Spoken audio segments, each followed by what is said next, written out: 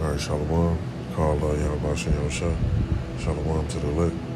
It's another video backing up what I was speaking on in the other previous video.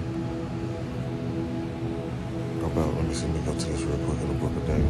Right here at the top, now it says, in the book of Daniel, chapter 12, verse 1, it says, "In that time shall Michael stand up, the great prince, which standeth for the children of thy people. And there should be a time of trouble, such as never was since there was a nation, even to that same time. And at that time, thy people shall be delivered, everyone that shall be found written in the book." So, pay attention to what they're saying in this right here. You have to really read between the lines, so to speak. Americans must unite in opposition to political violence, saying democracy itself will be on the ballot. And, I don't mean to pause it that much, but they always give warnings. Esau always give a warning, some type of way, whether it be some type of pandemic they get ready to unleash, some type of psyop or whatever. It always be like a little heads up. You just have to really catch it. So with them saying this right here, that you about to see, man, they got something cooked up. Paper in next week's midterm elections. Mr. Biden accused former President Trump and his supporters of undermining democracy and fueling anger and violence by refusing to accept the results of the 2020 presidential election. All this stuff straight out the scriptures, man. People be like, "Oh, this ain't real. The white man wrote that book." No, they didn't. They just helped publish it. See, Esau like to play little word games, so they just do the word translation. But if you go all the way back to the Hebrew, the Abar, it'll let you know exactly what you need to know about who's who doing what, and what's to come. So we're going to finish that display. Peter Bowes reports from Los Angeles. This was a speech organised by the Democratic National Committee at Union Station in Washington. I think a deliberately chosen location. It's just a few blocks away from the Capitol building, where last year there was that attempt by violent protesters to overturn the result of the 2020 election. But Mr. Biden actually started his speech by talking in some detail about the attack on the husband of Nancy Pelosi, Paul Pelosi, in San Francisco last week, something that has dominated the news here. The person responsible for that allegedly said, "Where's Nancy? Where's Nancy?" Let me see if it's down here at the bottom. It was just an assassination attempt on, I want to say, the Prime Minister. What was the name of that place? So I'm going to go back and make sure I get the correct info before I speak.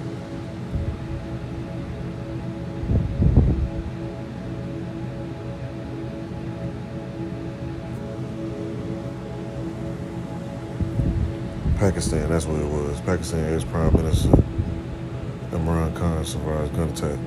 And you know, there's going to be more of this stuff going on.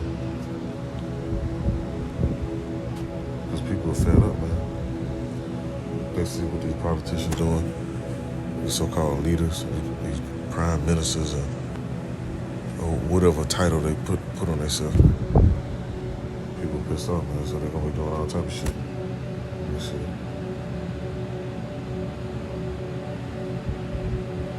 And that's why shit gonna get crazy, because if people don't care about the authority of their leaders, how you think they're gonna be acting with average people in the city, in the states, in different countries, or at sea? You still got pirates and shit. Motherfuckers think they're gonna be safe getting on a boat. Hey, you're in for a rude awakening. That's the book of 2nd Ezra, chapter 15. Let me see.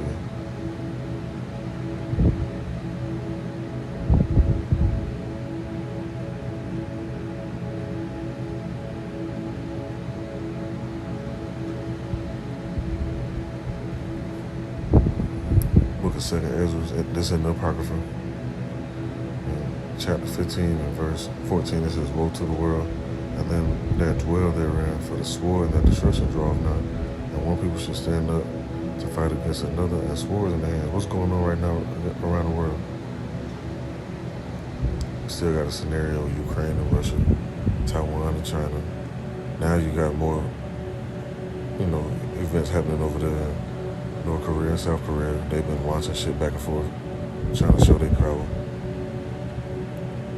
Still events going on in South America that they don't speak on that much. You got a situation down there in Haiti that they trying to sweep under the rug, but people been bringing it out. When I first seen it, says that there shall be sedition among men, and invading one another, they should not regard their kings nor princes, and the course of their actions shall stand their power. Now look at this. Let's go back to this video.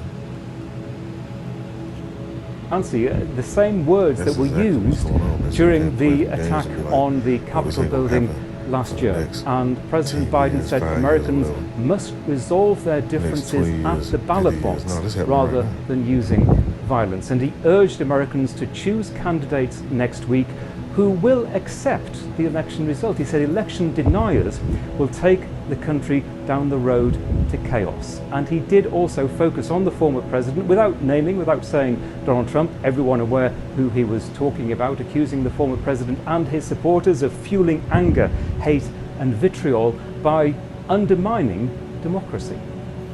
You know, American democracy is under attack because the defeated former president of the United States refuses to accept the results of the 2020 election. He refuses to accept the will of the people. He refuses to accept the fact that he lost. He has abused his power and put the loyalty to himself before loyalty to the Constitution. And he's made a big lie an article of faith in the MAGA Republican Party.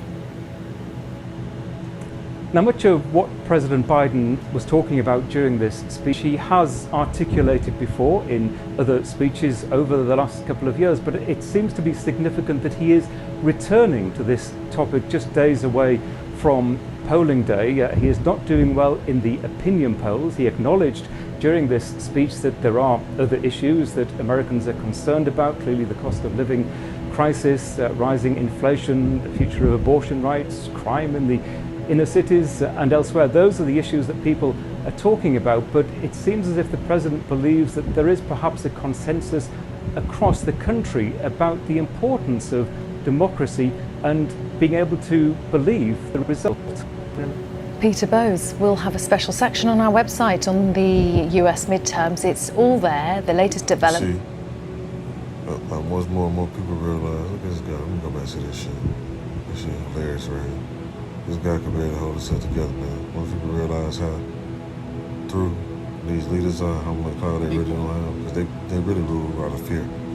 The States Really a mirage of fear for real. democracy is under attack because the defeated former president of the United States refuses to accept the results of the 2020 election. Look at this guy. He refuses to accept the will of the people. He refuses to accept the fact that he lost. Look at him. Now, you know, there's been reports going around saying, you know, the guy has dementia, you know, certain type of health issues. Hey man, that shit could be accurate because me personally, I have family members that had dementia and I had strokes and stuff. This is what they do right here. Look at that body language, man. So that goes back into this precept right here. Verse 16, back in 2 Ezra chapter 15, it says, "For there should be sedition among men, and invading one another, they should not regard their kings or princes in the course of their actions and stand in their power. A man should desire to go in the city and should not be able." Because best believe, it's like how they did the pandemic. People crack up when I say that, it's like a little inside joke. And they did the pandemic and locked cities down and shit. You couldn't go certain areas. They had curfew. They had to wear them damn masks. Which I wasn't wearing that shit until they started, you know, being extra with the buses. But after a while, I ended up getting my own vehicle, so I wasn't worrying about no fucking bus. But they had all this different shit in motion. Man, you think they can't do that again, man, on a higher level? All they need is a good event. And you see, man, they giving out the warning sign. He says it's gonna be chaos. Why would he say that right now? Now, verse 18, it says, "For because of their pride, the city shall be troubled, the houses shall be destroyed, and men shall be afraid." And this is gonna happen. So all you niggas wanna be tough niggas. When shit get real, your true colors end up showing. In verse 19 it says, a man shall have no pity upon his neighbor, but shall destroy their houses with the sword, which is talking about the gun. Like most people have guns now, so a person hungry, they ain't used to fasting 3-4 days, going out with no food, no water. Oh yeah, they're gonna be looking to run up in people's shit. Like the scripture says, and spoil their goods because of what? Because of lack of bread and for great tribulation. So just say gas keep going up, right? When the oil go up, the people still, I talk to people.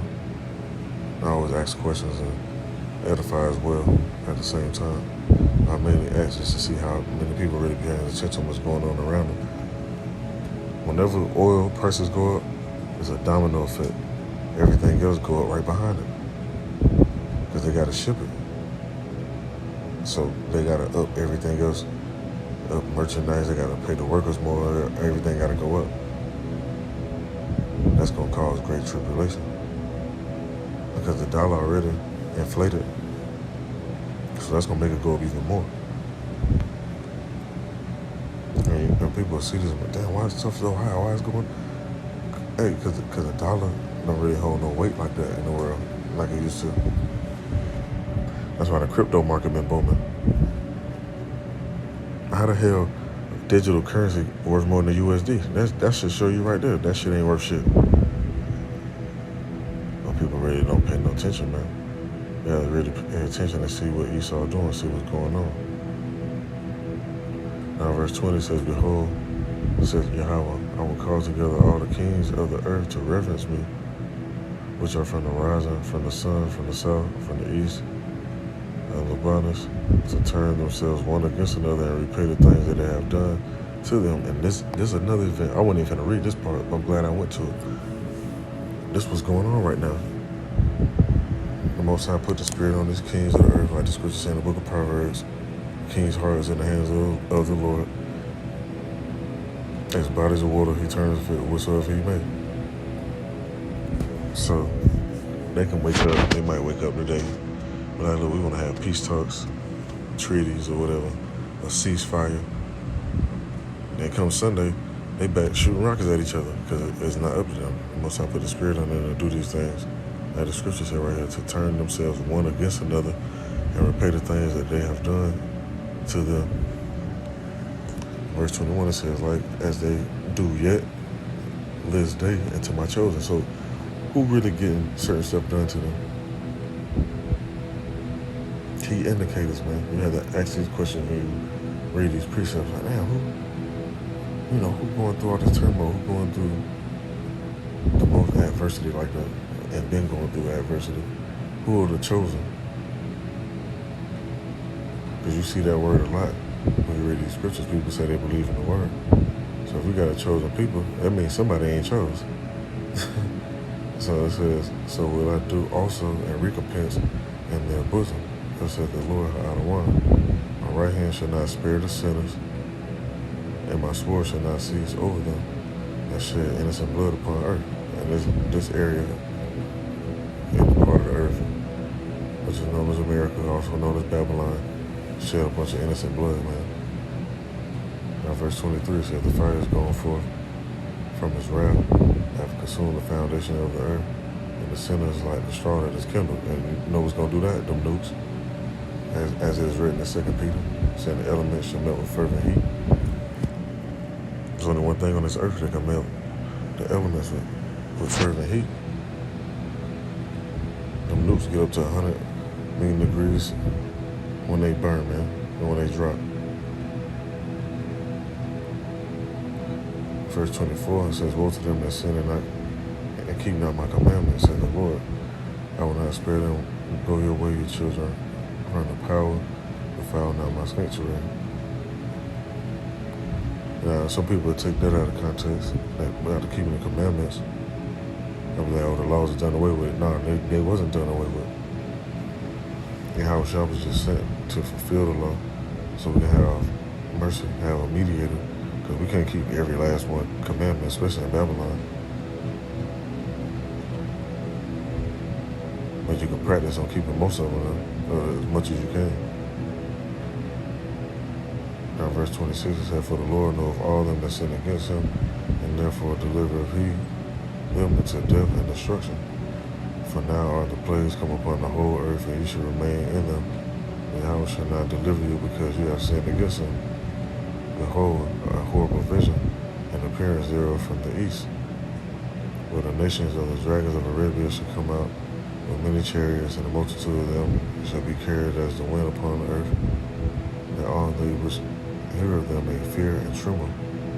Also the Carmenians raging in wrath shall go forth as wild boars of the wood, and with great power shall they come. And I am known battle with them, and shall waste a portion of the land of the Assyrians. And then shall the dragons have the upper hand, remembering their nature, and that they shall turn themselves, conspiring together in great power to persecute them. Then these shall be troubled, and keep silence through their power, and shall flee. And from the land of the Assyrians shall the enemy besiege them and consume them, and their hosts shall be fear and dread and strife among their kings. Behold, clouds from the east, from the north, and to the south, and they are very horrible to look upon, full of wrath and storm. Now, some of these clouds as well, when you read like the book of, I want to say it's Exodus, and I talk about the pillar of fire by night and a cloud by day. Man, people been seeing these chariots. You got these big storms hitting as well, and simultaneously a cloud appear over an area. There won't be no rain, and no lightning or none of that. Or it'll just be like so-called what they call dry lightning. Most of the times those be them ships cloaking in them clouds. But they're gonna be more visible. People gonna be bugging out seeing all this. Now let me see, let me read on some more. Go to the end of this song. See how far I wanna go down.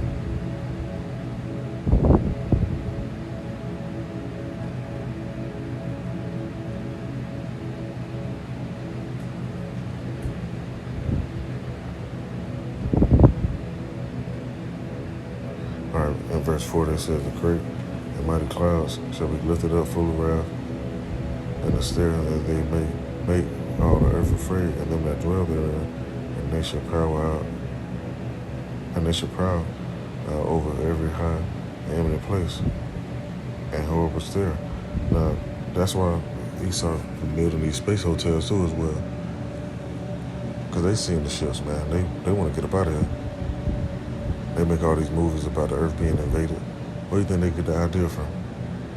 A lot of them directors read 2nd Ezra, read the book of Revelation, read the book of Zechariah, read the book of Ezekiel, read Exodus and Deuteronomy, and so on and so on.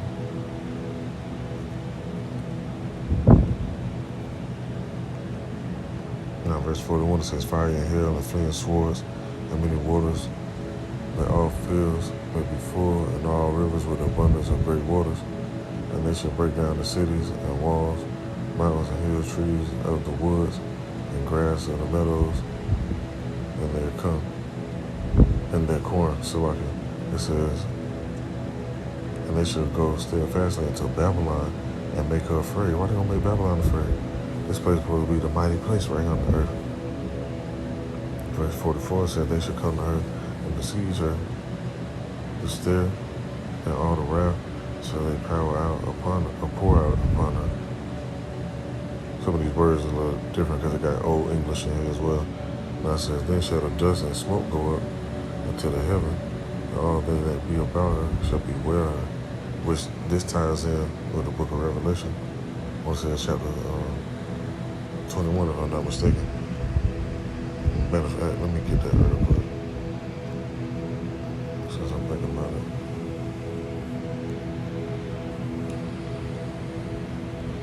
Oh, it might be 17. Yep.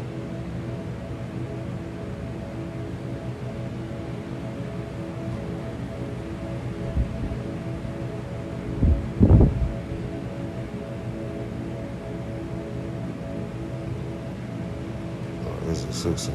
Hold on, give me 1 minute. Let me make sure before I jump into it.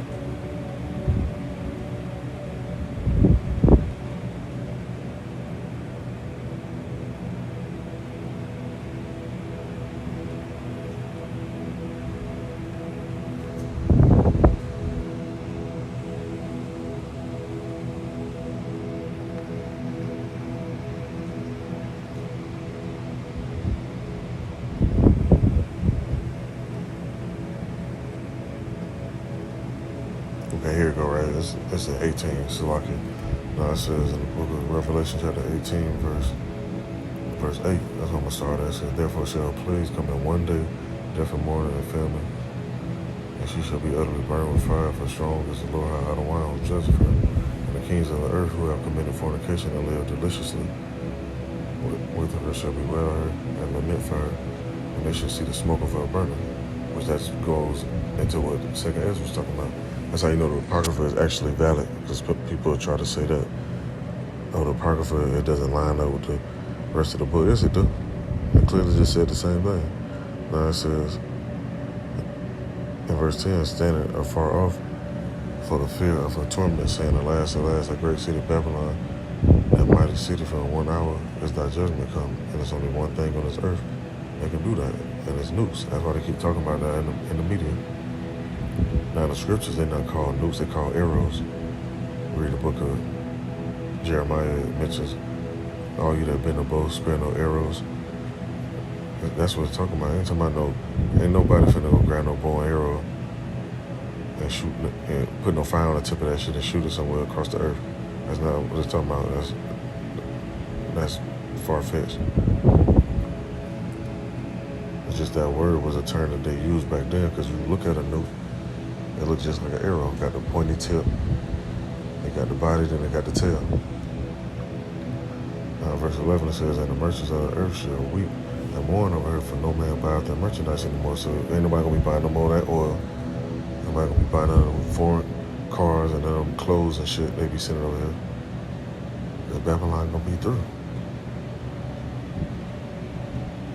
Verse 12 said, the merchandise of gold and silver and precious stones and of pearls and fine linen and purple and silk and scarlet and all Diane wood and all manner vessels of ivory and all manner vessels of most precious wood and of brass and iron and marble and cinnamon and odors and ointment and frankincense and wine and oil and fine flour and wheat and shit. Something just happened with the wheat too over there across seas. I want to say they shut down one of the main wheat factories. Now it says, and beasts, and sheep, and horses, and chariots, and slaves, and souls of men, and the fruits that thy soul lusted after are departed from thee, and all things that was dainty and goodly are departed from thee. And thou shalt find them no more at all. Why not? Because this place gonna be through, man. Them little fake ass movies. I seen this one movie, I can't think of the name of it right now, but I made a lesson on it a while ago. I want to say like a month or two ago. But they try to show this woman saving Babylon from nuclear destruction. Man, ain't no shit like that happening. Once this shit go down, that's it, man. It's going down like that. Now, verse 15, it says, the merchants of these things which are made rich by her shall stand afar off for the fear of her torment, weeping and wailing. Just like what Second Ezra said. Go back to that.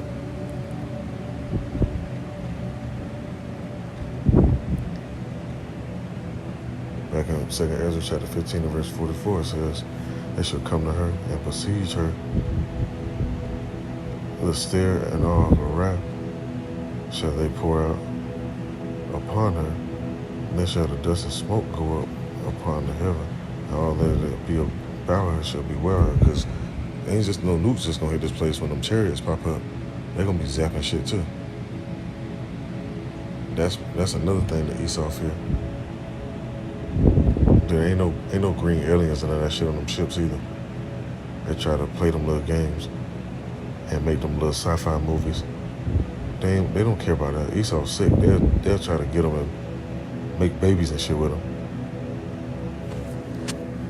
The worst thing they fear on them ships, which I mentioned numerous times in previous videos, is brown or dark-skinned beings that they can't contain, that they can't control, that they can't tell them, hey, stop, do this or do that. Them angels not listening to that. Now, verse 45, it says, and they that remain under her shall do service unto them that have put her in fear. And now Asia that are partaker of the hope of Babylon, because Asia made a lot of money off Babylon. Moab, and shit, when I be over on the east side of the city I'm in, Moab trying to buy that shit up. Them Asians, they trying to buy all that shit up. Now it says, and the ark the glory of her person, woe be unto thee, thou wretch, because thou hast made thyself like unto her, as decked thy daughters in whoredom, that they might please and glory in thy lovers, which have always desired to commit whoredom with thee. Thou hast followed her, that is hated in all her works and inventions. Therefore saith Yahweh, I will send plagues upon thee, widowhood, poverty, famine, sword, and pestilence, to waste thy houses with destruction and death. And going back into Asia, their whole setup is similar to Babylon, how they move over there. They don't even really, they have certain pockets and areas that try to keep the customs. Like you research about Taiwan and certain areas like that. That's why that situation going on over there. They want to control that and make that the capital, which it was before. But thanks to Esau setting their red foot over there, they split that shit up. And then simultaneously, Moab, they started doing the same thing as Esau. So they really fucked themselves, allowing them to come over there to do that and adopt, I should say, democracy. So they like what it is, I want to say. In the book of Amos, when they talk about the tabernacle of David being reestablished, man, Esau gonna be up under us, Moab, Ammon,